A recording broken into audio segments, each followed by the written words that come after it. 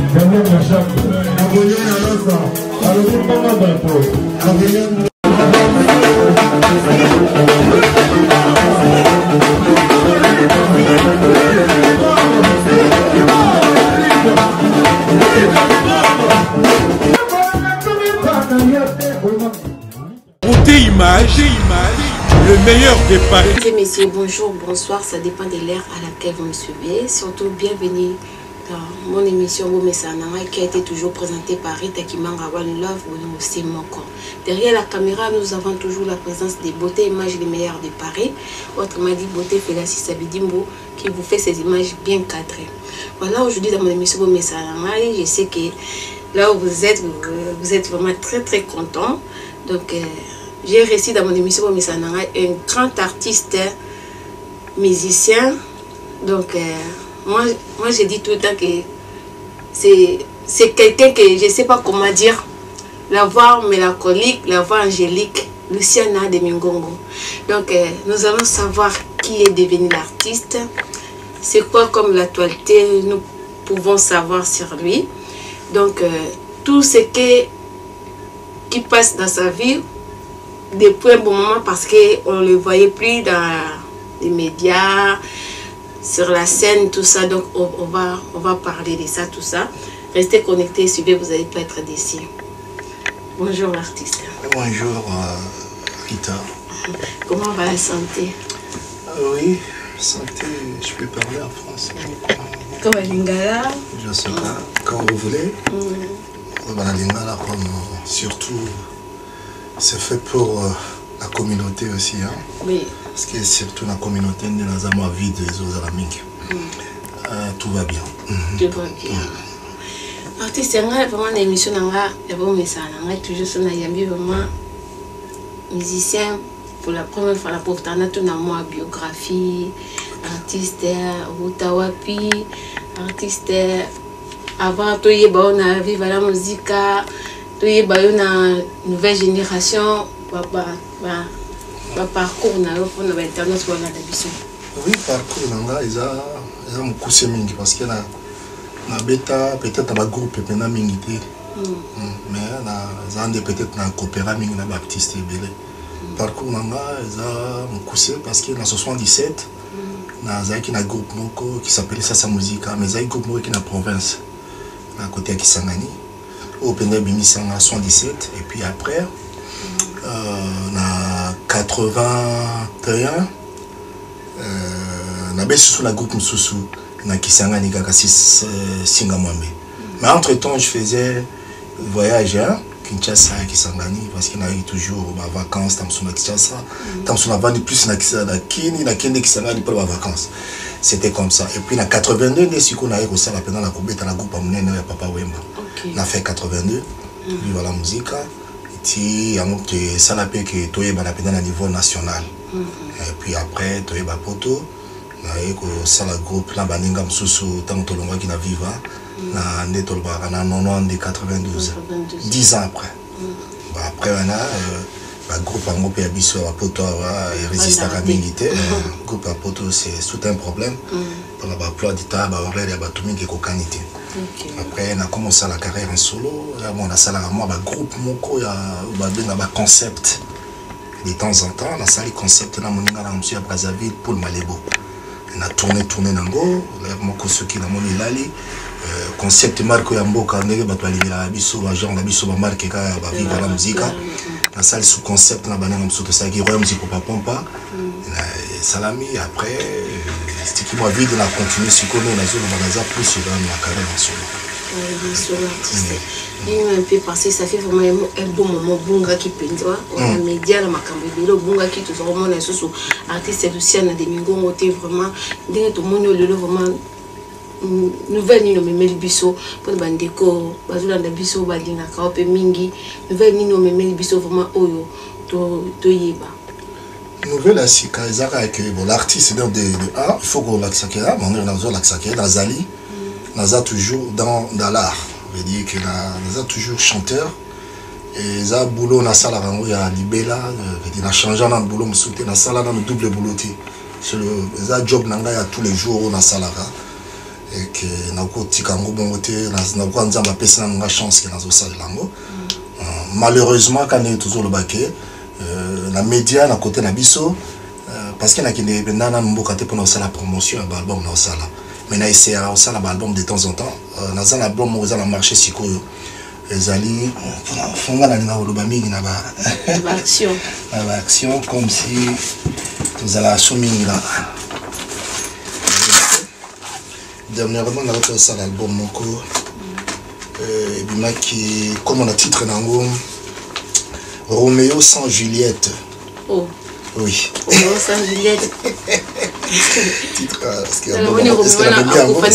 sur la mémité ma retrouve ça la passe sur la mémité vraiment bon mais voilà c'est ça Roméo sans Juliette Roméo sans Juliette né les albums et bimi était comme la Fnac les albums bimi na mupandi tout ça la salle a toujours album avant le album sur la musique Zanzibar les a na Fnac parce qu'il y a un album sur bimi il faut côté na Fnac les album bateka ou bien na Château Rouge et tout ça non à côté na la Fnac stock il faut ici là du coup na Roméo sans Juliette comme tu y es qui peut être communauté congolaise parce que peut courant ya Roméo sans Juliette un tout petit peu na meka qui bon mon premier ali sur la claire premier ali tous les artistes congolais ont toujours résidé à tous résidé à aux ça la promotion dans Bokati et à mon côté na artiste pe artiste super bazar dans Boka ba bazo à waté au monde appelle tam sazo teka plus dans Boka à bobiso tous plus basé à la salle à promo na mingi lokwa na zo avoir chance au na Boka na salle plus à et dit tant album et bimi na l'équipe ba média à mwanda mutam suna kotanga na kashinote ba balanda ki tam su balanda na ba chaîne mususu na kotanga ba kombote nyoso ça veut dire na l'équipe na ba télé ba awa pe ndambo oyo ba ndeko na biso balekaka na meyo sala promo na niveau ya ba moyen o biso to akinango na l'équipe na ba radio ya minene awa mais na côté na biso na tsotinda muke parce que problème ali chez nous en Afrique pour le quoi mon ba chiblo na biso ya boende peut-être na za na moi crise muke ya koleka na ba média na ntia biso le quoi boss to sala bosiko mona to kana mingi to leka na ba RTNC na biso kuna ba nini mais ça nous coûte des fois un peu cher. OK. Ah, ça nous coûte un peu cher. Moi écoute on profite à l'air mon peut to leka parce que tant aux leka kuna o lexa bio kuna mais produit isolandate et puis même produit que ils ont té camarade et ça la net vraiment aux ça la perte inutile. Si vous artiste n'est pas que ça veut et donc ça rabino bon bozar na ba producteur té bozar na ba propre moyen na bino moko bon ngala ça la mingi coproduction Je remarqué ça dans la coproduction pour nous à l'aise. Et ça, tu as ça pour un plaisir au ça là. Et ça parce que Nazali peut quand même adhérer à l'organisme aux alarmes beaucoup. Neti basaba pour la saba mais alors ça c'est dans la Belgique c'est la saba. Nazana baspedidam na bani soki lokwa na côte ça kama bon le meilleur nanga kuna. So na 5 lelo na ça disque va pesa ngala moins. Na cause un peu producteur voilà, nazana coproducteur. Et on a ça là attend sous ce monde tout monde alinga ça la coproduction tout ça il y a une coproduction. Soto meki soto ekenamboka na sina meka ba album ekenda pe ezate ke mboka teke mais vente les holandais et commencer la sous promotion on dirait au bébé c'est son bon ebeli et namo artiste naza kunati et on a le baka un jour sur laquelle na ko rebander la sous la promotion nanga sur place on a bakisa boende ndembo ya Julia ou ya princesse ndembo esala succès makasi na yeba kina zara moi muke mais so na ki ndembo bandi na télé fona ki mambongo atana za ina show fona ki mambongo na bima salon ko kan ndembo ya Julia mais par contre yomoko artiste oyaka pe kinité au sein de la promotion une belle chanson comme Julia et c'est la succès donc il n'a pas succès même international là parce qu'il y avait même ba ivoirien na ba camerounais ba moi ba étranger ba yoka ndembo Julia ba bina ndembo Julia na ba rumba bon ils ont vraiment dit à quoi au jenaka OK on a une belle voix on a rappelé ba belle chanson ba album bien mais au kitaki n'était pour nous ba mon artiste à question ils m'ont posé la ba concert même ba promotion tout ça et là on est jenaka même mboka no robotani qui sangani au couple obeta ba concert ba ndiko ba kenda obeta ba kuna bamona mwana mboka ye et ça a plaisir mais là on est jenaka yo okita tozana mukandate pour ebela bambulo yo scène poto j'espère ozana quand même non bon exemple on a après na mukandate ya organisation bon makambize ebele hein parce que musique peut singa mama comme susu na pays tant tout tikaki toyaki na ba groupe ngala na vivre la musique même temps on ça la princesse Julia na qui ba pion majeur il y a groupe nouvelle génération. Et dans le moment où on a quitté pendant Awa, pendant que nous avons la promotion de l'album Nanga, c'est moins compliqué. Parce que tu as déjà dans la production ébélée, la répétition ébélée, ceux qui n'ont qu'à, ils ont cassé le groupe. Bon, l'album est bien, on a l'album en solo, mais on a un groupe. Bon, le groupe est pesé dans le programme Nanga. Voilà déjà cassé. J'étais obligé. Il y a Tinda Moutou, c'est que dans mon souci tu vas dire madame, madame, bon, il y a une seule promotion. À qui a ça la promotion à mon album on a eu qui mouké na kin na Tinda qui il y a que pour la moyenne ça a été dans moment on a surtout beta à Londres banini ma production qui moi passé pour Schengen et à la qui était à l'époque. Bon, il fallait biso mo beta tout ba place biso poto que de beta on allait mo ba viser à te continuer ba vivre ya banini. Bon, c'était il y a mon petit cassé biso. Après tant que ça va bon on a vraiment les gens cause à la plus pour la zone amboka que nous ça la promotion et ça bien mais vision à musique n'a pas changer mon cœur vous avez trop rumba changer de vous avez sur la rumba té naza na rumba mais vision à musique est changé trop et dit pour la ndobe ta mboka normalement na ko niveau ça la suka ba blague parce qu'il y a la musique na pesa ba blague pesa moi mingi moi ba serait pe na musique ya dit. Bon, on a opté à côté professionnel, quoi. Musique à rumba, mais qui professionnalisme. Ce qui est qui n'amboka et aussi n'anga ba moyen où on a qui nous bête musique na niveau on a zolinga. Ok. Zolinga, ce qu'on soit producteur à la kati. Et aussi n'a ba moyen on attend ça bioté zela na. Na sina meka on attend sous et aussi n'a ni on a été. Ba matériel on nous bête nango, faisait un matériel mo attend sous bien. Autant sous na kini ko ba matériel ezali nango na zomo na ba masse na ba marai ba ba matériel. Mais les musiciens pour musique et sonner n'enga la olingela tant sur ego comme à niveau en côté ils aussi parce que même ba professionnel ndambo préfère natika nanga parce que na rôle ngo beta musique n'enga bando beta na kin kala souti la beti très très professionnel vraiment nzamba limbisanga vraiment na rôle ba mabete ba blague za mingi la musique na biso. OK ah OK ba blague ya mingi ndambo ba musicien mingi bazolinga beta professionnel ndambo balingi na bango beta musique professionnelle penati mais bazana ba musicien bien mais tant beaucoup comme na niveau qui bon tia sur bar likolo au sentir pendant qui différence c'est mingi côté son côté instrumental tout ça tout mingi Muke bazali bazo uzongo bien muke ba uzongo lo ka blague ni to beta na orchestre kala ke bon parce que ça orchestre tout ça mukolo orchestre alinginga tout ça non ça makamba mukolo orchestre alinginga te il faut comme un niveau moko boy pour beta musique ben un niveau moko boy OK ya moment to koma okima kima rapé ba bozo ba wana to so ana baninga te je préfère me retirer na seul album soto kutani na niveau na biso to beta to beti OK pendant toute ta carrière ça combien d'albums na sala album mingi penati album ya liboso na sali yango na Princesse Julien ah oui c'est le premier album là premier album na solo wow pour nga na ki mito sala album mingi te OK et na komaka banzemo mingi te ma mingi te na viva la musique na ki na sala album pe na sala banzembo pour na viva to aki ba makambo album ya la ki na penati to aka sala ba 45 tours même temps on a c'est Princesse Julien ba CD ya la ratezaka album ya minene wana Naza misaka banzembo nzembo premier album nanga na osala tango to longo viva la musique na osala donc ça on a quatre la nouvelle génération bon ils a qui peut vous déranger muke parce que na celle on a quatre nouvelle génération ils a penda album la nouvelle génération après tout ça l'album la nouvelle génération 2 ans après na osala album nanga mususu en solo mais na quatre nouvelle génération toujours na osala album il assemblé Aziza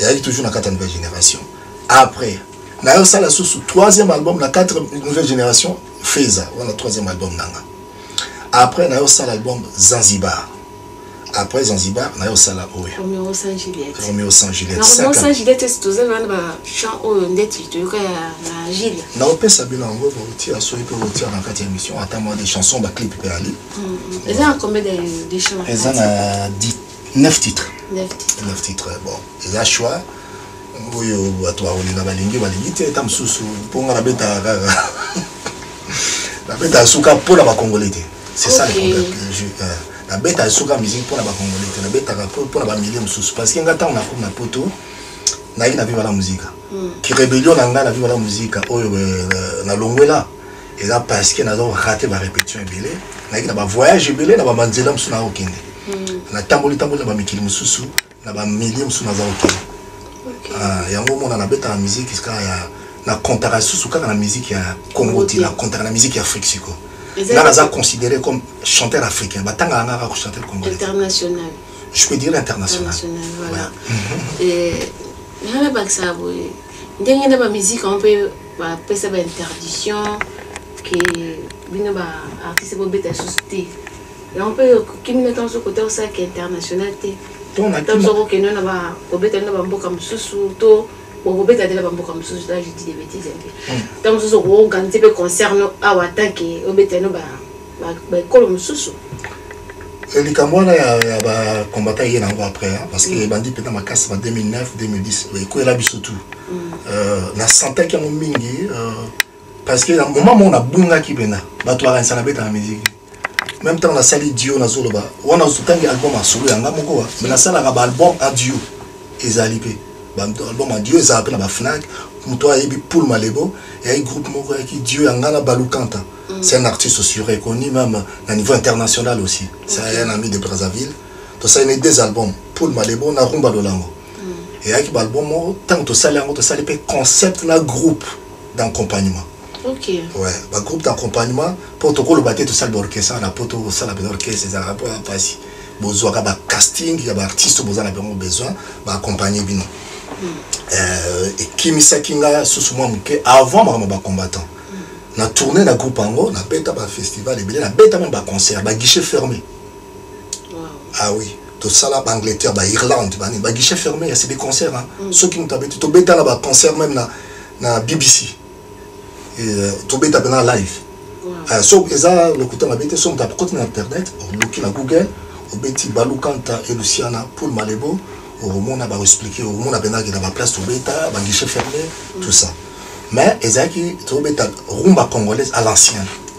À l'ancienne la musique à kala ya kala vraiment parce que nga pena moi rumbero na rumbero benda ba rumba biso to landa benda lokola ba rumba autant to kota siko na ba groupe na biso musique to beta ka rumba o ya biso to benga ba rumba rock ndi to beta na ba viva mais nga na rumbero benda parce que na banda musique na landa lokola ba vieux makasi na toza ba to yo to tika na ba base ya ba musique ya rumba exemple non pas na musique ils arana tous les vieux.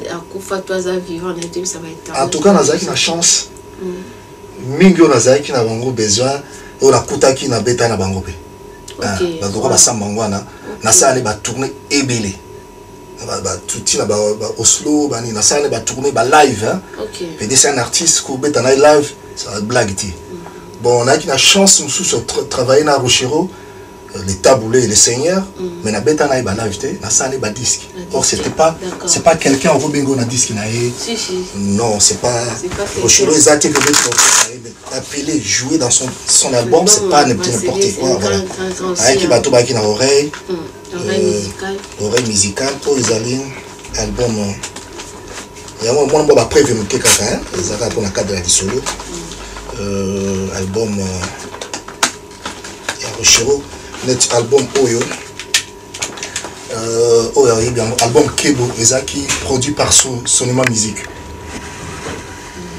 Kebo Nzembo Oyo 3 Tell Me Now ce qui leur manque sur on attend ma boutique la bonne boyoki et Nzembo na sala qui dio na Rochero les grands les Azaki les États-Unis ba musicien presque tout et comment qu'il est album ya Suka ça la jubilé Ezaki album malheureusement était comme côté na biso mingité ils avaient produit était comme na ba end banine album Kebo beat le vieux abenga kinga a bikeno petit nanga ya au moni to bino bozui chance te travailler na biso na ba orchestre mais la ligne quand même le album nanga ya Suka o ya oyemba na ngai na ya na yemba na vieux ba mon banzem so na yembi mais na yembi na idio na nzembo terminal ils a troisième titre bon tant sur ces appels avec internet on va comme Kebo na Kebo beat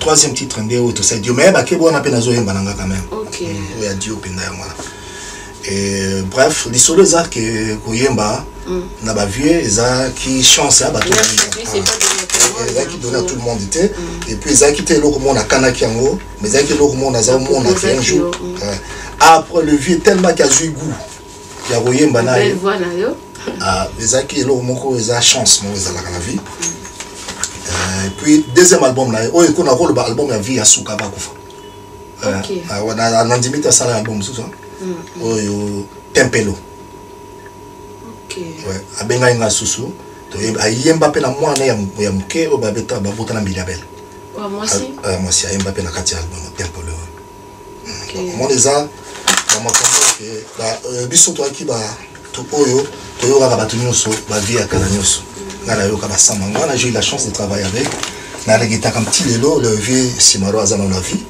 le travail na été mais aussi tout solo là et senga na teke do travailler na c'est pas grave les grands poètes na travailler na ba vie loka ba kiamanga na matita j'étais même son chanteur pour na album les mingi na studio artiste même cette moi ndambuka ya Ndembo Julia.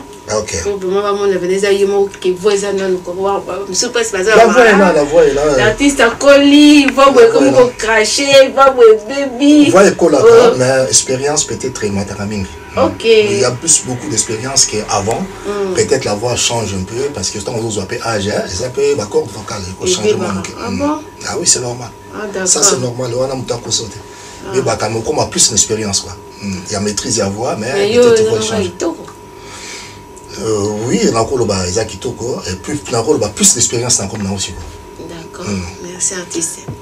Mama motema beteli kake. Nakena suka mokili mpo moto mwana yanga mpinzoli te. Esika bato bafanda moto malamu azangaka te ma kuna na moni sulia Maria Ame yalata mwese tukumi bale na moto yanyata mbanda mokili na makolo lokola Maria mama wa basantu lokola Maria mama na sayo oma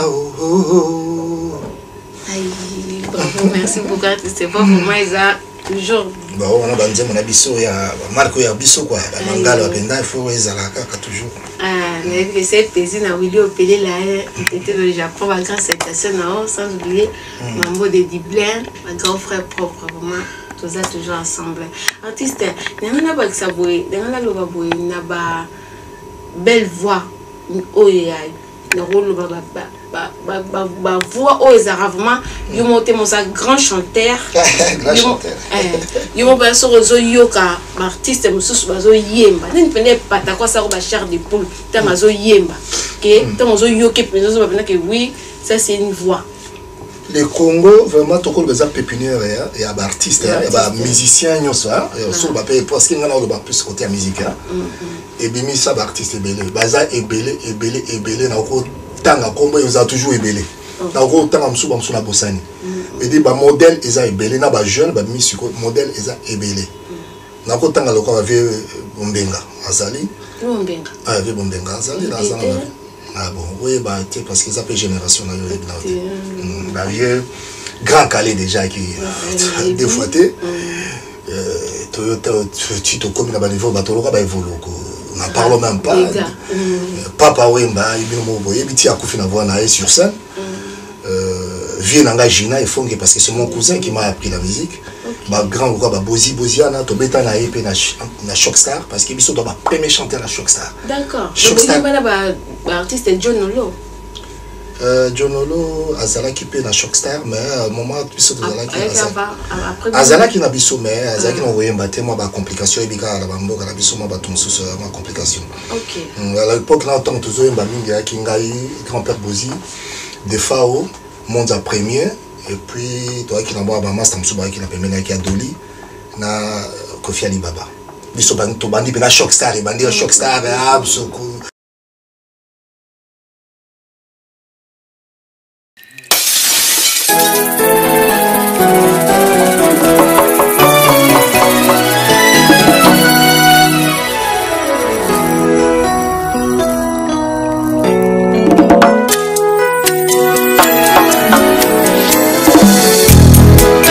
Saya kolela soki nazongisi filme ya likambo oyo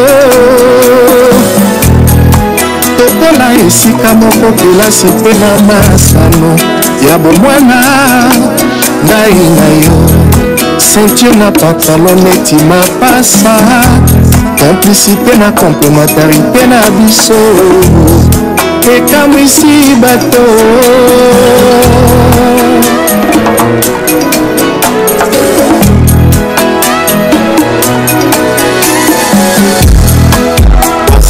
kolela soki nazongisi filme ya lika parce que moi mes kakata non papa Mbappé alinga ipena na tika groupe te nazongi bato loka ba grand-père Bozi qui s'anga espérant et ni ba musicien baza et Rochero kutu n'en parlons même pas parce qu'on a maître Pépé Calais Madilou ba bien le combat le boy écoute autant yati vas-y belé c'est dingue ba ton bolongwa qui vraiment vivre la musique tu peux pendant grand vite temps bolongwa qui au sali orchestre de nouvelle génération de nous na Lili Jokwepa de Marai tout malgré tu es pendant rosa toi t'es pas dans la Suisse mais et là on est pendant pour osara na bonne voix pour bouger à pendant communauté congolaise mais là on est pour ça bino bo panzana parce que c'est rien à dire.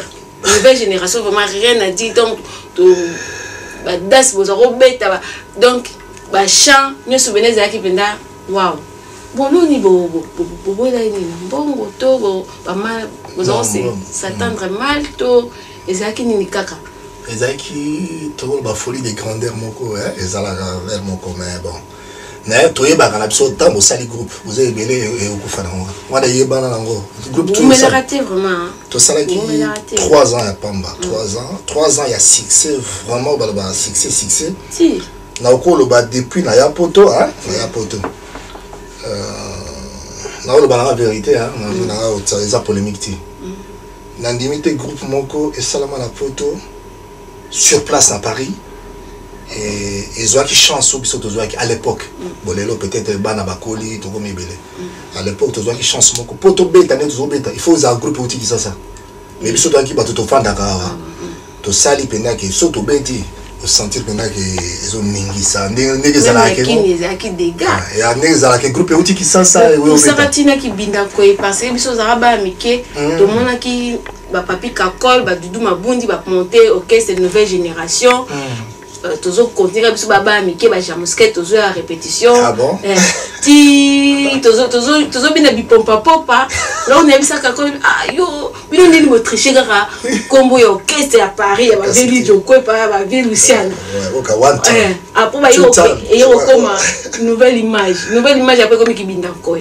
Donc en tout cas, ils aura vraiment grand orchestre de nouvelle génération mais séparation de bino parce que to koma ki na succès to santana ki na ngoti succès on ezana ngoko to na bisoté parce que to uta déjà groupe to beta papa wemba c'était deux fois que na ba poto tala papa wemba déjà succès outi na on a vivre la musique place to outi to aiki au groupe oyo ezana après vous avez ba talentueux abi le ngoma na drum dega bijo ko pa dega yo dega fafa putain to kendeki wana to kendeki ezaki belé to kendeki na bastino tout et bon, après bazonga qui parce que tant que quelqu'un a trop vivre la musique elle est vide bon mon gars makama qui penza mbe alinga ki peka te vivre pe kufate toke to ça na succès mais bon mon gars ba to place ba lebele to komo zo ba mbongo oyo to tigala ko mona ngoti tant partager mon goyemo bo beta chita mbongo voilà c'est la jeunesse et puis après folie de grandeur et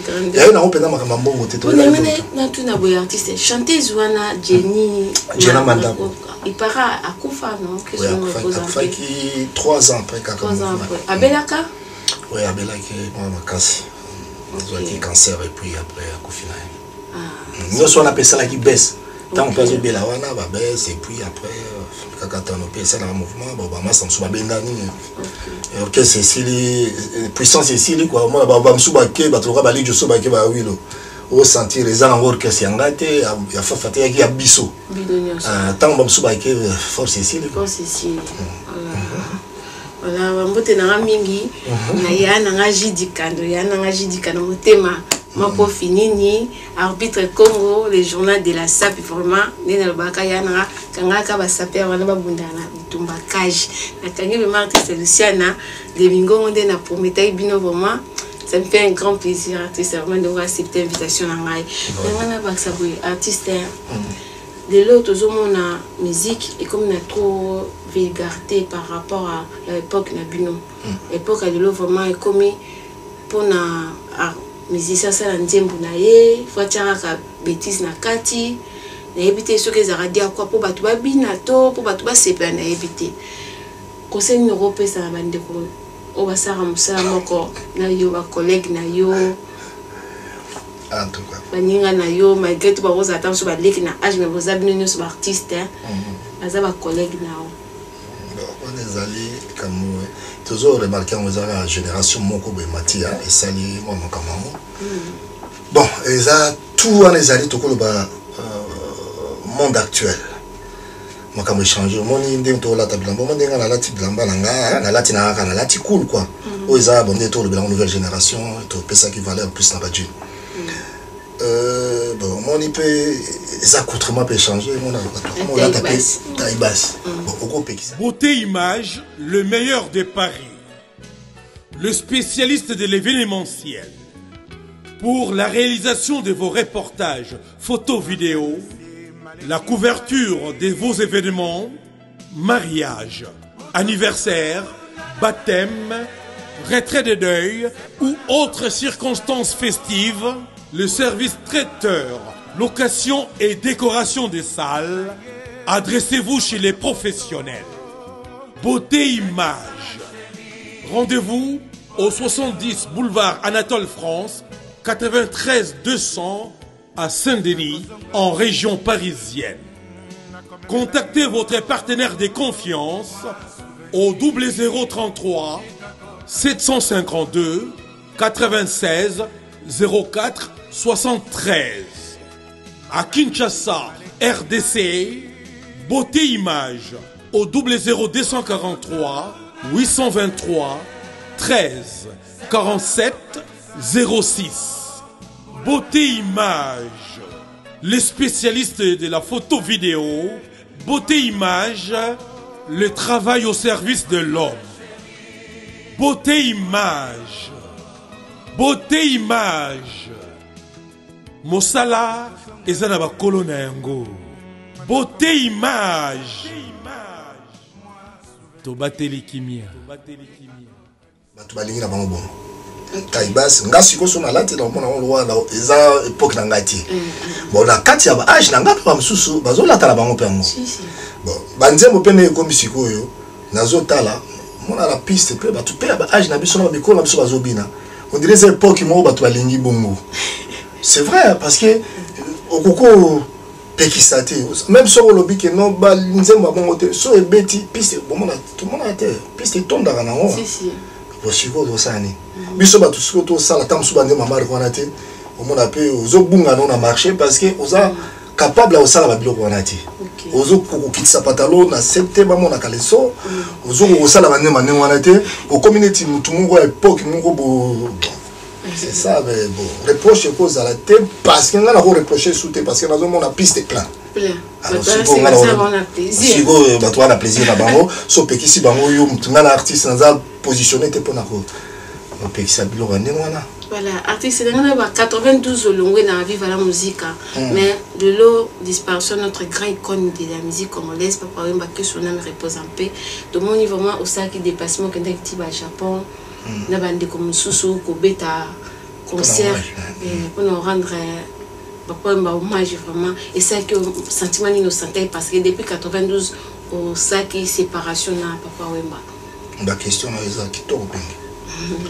Ça séparation à Papa Wemba mais j'étais toujours naza musicien il y a viva la musique pour moi mon poto famille na ngate mto laksanga moi ya poto tout ça ba ki na maman ya pété na mon vivre ta personne na moi na poto peut-être betam son retard mais viva la musique Papa Wemba nga ki na ki lo kwa sac na so kazali ba voyage nga la rata voyage à vivre te so na raté voyage à vivre lo bana nga mo na boy ba voyage msubo ke même na bakisa sa ba Lubumbashi oublie baké ba matade les monsonga na boy kuto ka moi yo pena na comprendre route parce que j'étais ngala ki musicien yé mutu azwa kanga na comme na orchestre na j'étais son petit ba moni liwa ya Papa Wemba na kokaki ko souhaiter liwa na été j'étais dans Viva la musique na autour nga sur na salle album na Viva na salle te pourquoi parce que Papa Wemba zaki vie mon ko ki mutema munene nangala yebi la ki mutema munene pour na étant aux salles album mondial se préparer pour Kende.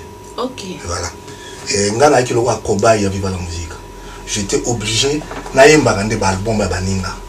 Na za salaire mo nga so na concert avec okutanze mo na ngebe raté. Oh. Ah oui, et beta raté. Na sala bande on a vu. Mais tant so beta na ngoti. Parce que ngana ki nazo participer na bande ba tutu. Veut dire faut na problème les ka poser na voix kitoko. Bo voix kitoko te na ki travailler makasi. Nazala ka travailler na soda ya veut dire ceux qui boza na groupe ba to lo ba biso boza mo ebele na esprit nga nazala nango boza sûr boza na ba soda pendant attaque nga nazala so yene eloko liboso fona tala eza neni na eza boya le tubungisi na occuper yanga te oyer mo nga kutu na bosanga album nanga ba nzemo nanga nazali s'occuper plus na bilo bato ato bato lo ba biso so toke au sentir pendant vide na ba répertoire Papa Wemba qui vit mon co na ko tika ya 100% na longue na orchestre na ye parce que ba makambo susu ezala ki na ko kalanga te ezala et puis la libérer pe place na ba master mususu mais nazali quand même ko yema na Viva la musique même malgré que na Viva la musique tous la nouvelle génération oui na yemba ba album ba master na lo wa ready c'est un pote à moi avant à part Viva la musique to yeba na ki avant to côté na Viva la musique ba album a ready et belé so yoki tout vous les encadrez. Belé. Bon, ceux qui ba prudence wana. OK. Ngap tam suna ça va voir ici non ça va aller. Il c'est tam sou soyer na palais, aza na vivre te ba moni penda ki ready aye, tu vas na palais tu bongisi la kena yemba. Banzondi musu ba toya au sala ba vivre alors ba pacha ba na banzembo ba yo na mona vivre la musique. Voyage à Poto, na vivre te. Mais ngam to nazo yemba, après a petit rango voyage à Poto album na nazo yemba. Dernièrement même Papa Wemba a sali groupe na mon ko bourré. C'était Bana Malongi. Voilà. Papa Wemba m'a amené les projets. Yango. Nazak son avis va te aux abablo quoi 2000 ceux qui 2006 ceux qui 7 ou 8. Yango. So tali awa. Au monde qui guest bato abenga ki ba Wemba. Il y a qui Redi Luciana et Luciana. Bon. Redi a déjà ça la longue qui parce que Redi a longue vivre 10 ans après Bissot. Après nga quoi. La longue va 2002. Ba 2002. Nga c'est la longue qui na 92. mais ozomona ke wana po aki pure vieux et puis on dirait azala ba nyongo na épée quoi nyongo na ye na vie oui voilà nyongo na ye tant que nazala ko petit na ye nazala musicien na ye ata na ke na ngai na bosana nga ba fier mais bon biso to ba fils papa mais to défendre tina suka biso to bana molokai azaki obligé na yemba na bomona poto bimisa moi ba petit na ye azosala libongo eza même to ça même clip Redim avec un clip peut-être ça le clip na ye na ba saper na biso à Paris ba tout temps so comprendre comment vieux azobena on to ba pire petit na ye bon ninga ba opportunément soutien na viva la musique aux à Kinshasa na vraiment conseil soutien pour eza toujours passé ils ont qu'un ko la enterrement go pas viva la musique kuna ba jado ba ali ba koyeba parce que na la tika na e banga ba to na yeba ki ba muke ya ba bendo so ba popo miyake ndo na yeba ki bango ba pati pacheko voilà ba wana de ya ba même tout le monde na ki pendate na komo landela mo muke mais bon ya mususa sika lo ta mabete na yite ba redim to ko zala parce que le wa vie normalement attends aux athées Uti ata maboko nga ba ata molebika ka oyembi esali moi quelque chose parce que papa matia pe bana atiki moi sina ye banini moni vie ayi bagine ko débrouiller na vie toi zakine ka artiste alo kwanga na yibi na ba j'aime sousti ce qui est aux ala kelo mo ya mo nitango zo ebsanga ba mémoire makamba papa wemba je suis là je suis disponible sur le bas on a un contrat côté mususu na ko katana nga ba contrat pour nga pe na ba contrat et bien nga à travers moi ma mususu wa pe ils ont payé ça mon boulot mais heureusement na zo ko vivre parce que nga ça me souti c'est dur parce que la salle qui orchestre hein monito masolo était moi désordre la salle qui orchestre de Royaume du Papa Pompa la salle qui en 2012 du Papa Pompa qui danse non l'orchestre général nouvelle génération Papa voilà mais la salle orchestre mususu ana baninga na petit na mususu batikala ki la salle orchestre comme Royaume du Papa Pompa na ça formé on a Paris mais le quoi m'a combattre à la qui moi na beta pendeza te pour ko déranger pe ba combattre ba rolinga pe biso to beta pendeza ba concert c'est normal na même orchestre wana ti na Corée du Sud oui to sali 12 concerts na Corée du Sud na ko le beza premier orchestre ba congolais et ba côté wana na lira ke de Japon et sali moi ba combattre ba déranger ngam ke même jour dans un aéroport dans zakina ba massa lokwa ba di londolé ba ozabiso ba monaki na meki susu na zu orchestre pas na ken Algérie na ken sud côté ya ba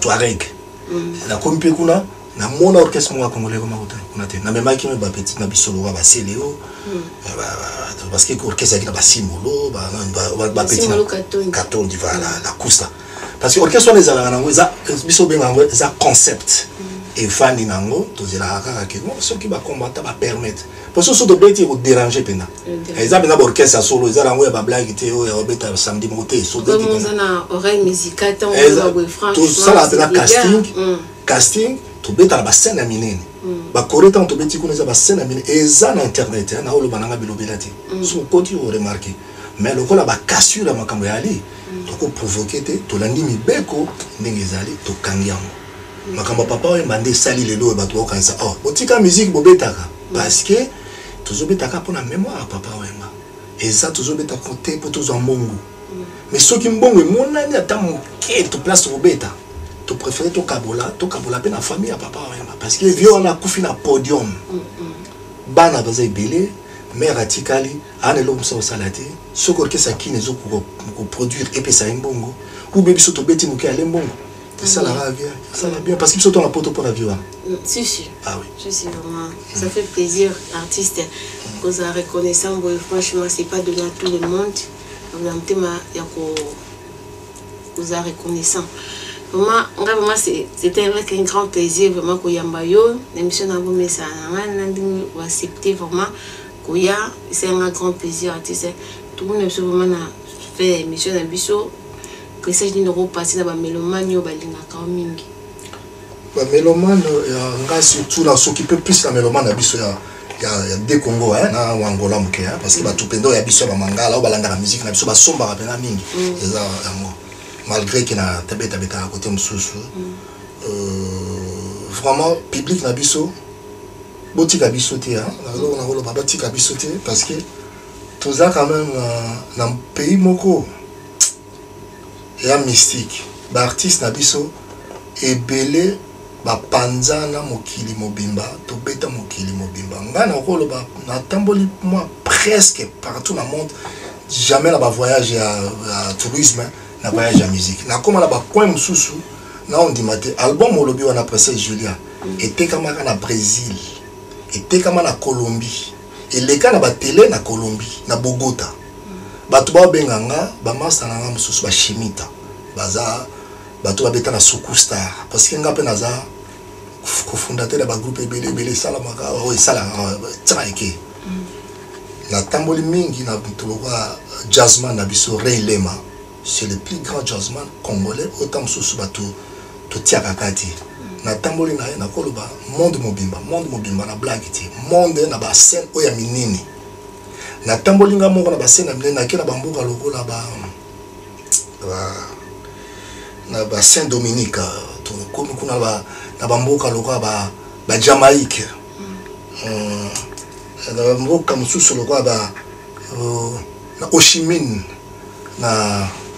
Aragon na Vietnam vraiment n'indimité que au gondima que Congolais qui qu'on a bêti place à l'ipla.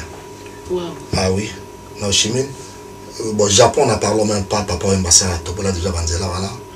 Corée pené topola qui wana c'est pas facile. Banti ngala kenda kuna na musique na biso en Martinique, en Guadeloupe, en Guyane. Et ça, c'est venu congolais et mystique. Bon, négligé ma mission à Bissoté. Les grands pépés Kaliaza qui chantaient mon méné. Yambo Kanabiso a yébani a petit partout. Mais, na banti, ba salaneti ba moi doute. Pépé ouais, ba moi doute parce que dans l'époque Zaki Soukous, ils ont marché. Mais ba doute na musique ou à Congo. Vive la musique, toujours bête la musique. Mais Pépé Calais, en 88, Pépé Calais a été à Paris. A tiki un pile bakuba muki. A eu coup pour moi sous ces autres ça la six ans. Tout ça l'album mon boy pour moi pas bouger. Tu sais pas pour moi pas bouger. Tu sais pas. À ça moi tant il y a qui moi. Ouais Zaki un pile bakuba te. Zaki ameka qui kane baba ameka. Ouais. Shawana Zaki presque le toi na to mbakanga nae na chanteur na. Tiens Roger Mila. Bon Roger Mila Zaki deuxième album en gosus. Oya tika mwana. L'album mwana na ipsio.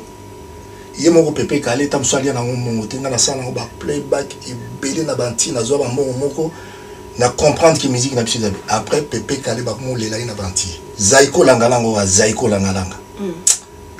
Mawato. Yebi toza ba fanatique ba tika bisoté. Même les lots dans un monde ba jeune na biso ba zo ba Fabregas. Héritier Watanabe quand bazawana ba ferré c'est des bois chanter on a ba Régis Abisso ba Fali Poupa tout ça ba jeune belé ba Didier Lacoste mon copain à sala donné avec pas moi ça n'a de fa nani ça la voiture sans moteur Kabosi c'est des jeunes oh to tanga ba yé après ba jeune lokwa ba aimer les alias de Mingongo ba yé le na sima ba Lempela ozomona ba Serge Mabiala et dit liste est tellement belé que soki kaka public na biso va soutenir bango biso mais ba reproche soki zali ba lo ba kaka parce que nous zo ba reproche on nzembo boye bo so ba tubazo linga mutu moya tikezati mais so bazo boya so nga sende mande on a remarqué ba tuba linga te ba otika mais so ba tubazo ba yango monde bazo continuer mais zaska que public na biso ba tika biso te parce qu'il y a beaucoup de talent tout ça ba redia mais c'est des talentueux Bastino As Michael Jackson tokene na Japon Marai abi Mestino l'air moko tout le monde a le roi toujours négligé jeune nabiso boy faut tout tirer ma beaucoup même là-bas conseil parce qu'il y a zappelé qui nabiso Stino za génération nabiso toujours tout beta place oui nabi Stino pour abandonner yemba ko na viva la musique l'air moko et comme aneti au monde parce que redia za vient à quartier on est azo banga il faut couper ça et place non redit tikana le quoi besoin maman tikana le petit abi bon on a redia tiki mon espace et pas aimer. C'est des choses comme ça, il faut encourager pour encourager à Bissopé. Voilà. Tout va la souka moi tout moi la Bissopé pour tirer la milité.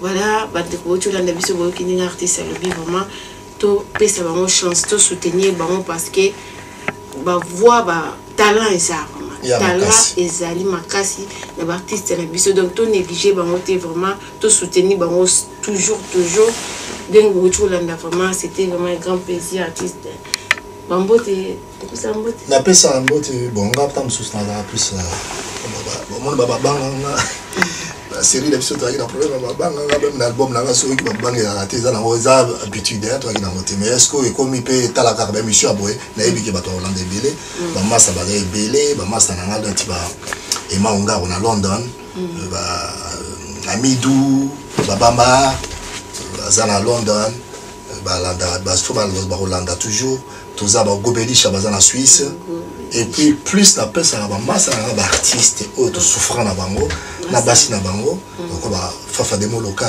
na mère Adèle donc Redia Missi place à Ali Marai Marina Merlinda ngamoko na madame nanga Sira Diabaté. Ah, comment est Sira Diabaté? Sira Diabaté. Alors comment est?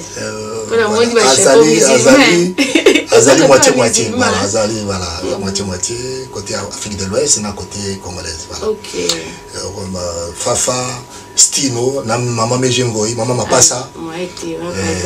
Dijo Kwempa maman ba na biso pe lisiki quand même azawana za toujours na biso na pesa ya plus mbote na ndemo na ba tunanga ba compatriotes nanga autobunda na bango ba bitumba ba vira ba jado ba ali bipoli fumu aye azasuko na kati ya zoezo na tiki na Suisse. Merci.